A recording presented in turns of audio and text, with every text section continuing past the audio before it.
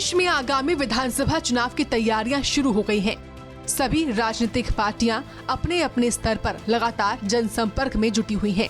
ऐसे में इनेलो के प्रधान महासचिव और ऐलनाबाद विधायक अभय सिंह चौटाला ने भी सिरसा पहुंचे और जनसंपर्क अभियान की शुरुआत की और लोगों से अपने गठबंधन की सरकार बनवाने की अपील की।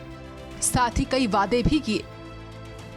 लेकिन जैसे मुझे समय मिलता है मैं अपने हल्के के गांव में जाता हूँ, लोगों से मिलता हूँ पर्सनली और लोगों के बीच में बैठ करके भाषण दे करके नहीं, उनसे पूछ करके कि आपकी क्या समस्याएं और है गांव की, जिन समस्याओं का मैं समाधान कर सकूं।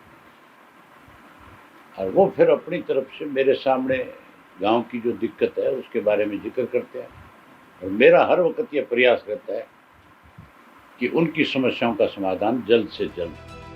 वहीं अभय सिंह ने कांग्रेस पर भी हमला किया और कहा कि भूपेंद्र हुड्डा ने प्रदेश भर में बिल्डरों को लाभ पहुंचाने के लिए कांग्रेस सरकार के दौरान करीब 72,000 एकड़ जमीन औने पौने दामों पर दे दी, जिसकी 400 पेज की चार्जशीट बनाकर सरकार को सौंपी थी। सुनिए। हमने एक भूपेंद्र सिंह हुड्डा के खिलाफ चार्जशीट दी थी 400 पेज की। भाजपा ने 10 साल निकाल दिए, उस पर कोई काम नहीं किया। अब हमारी दी हुई चार्जशीट के ऊपर अब आंख खुली है भाजपा की। अब भाजपा वाले कह रहे हैं कि जो जमीनें दफा 4, 6 और 9 के नोटिस के बाद रिलीज करी, हम उसकी इंक्वायरी कराएंगे। अब ईडी वाले उसकी इंक्वायरी में लगे हुए हैं। अगर ये काम है हमने जब इनको चार्जशीट सौंपी थी उस वक्त शुरू कर देते हैं, तो जिन लोगों ने उसमें लूट मचाई थी उसका सीधा सीधा एक तरीका था। अब उसकी जांच हो रही है, अब उसमें हुड्डा का नाम आ रहा है।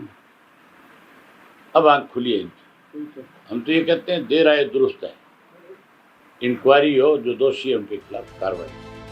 बहरहाल आपको बता दें कि जमीन घोटाला मामले में पूर्व की कांग्रेस सरकार के खिलाफ जांच शुरू हो गई है, जिस पर राजनीति भी शुरू हो गई है। देखना होगा कि आगामी विधानसभा चुनाव पर इसका क्या प्रभाव पड़ता है। सिरसा से सूर्य समाचार के लिए सुरेंद्र सावंत की रिपोर्ट।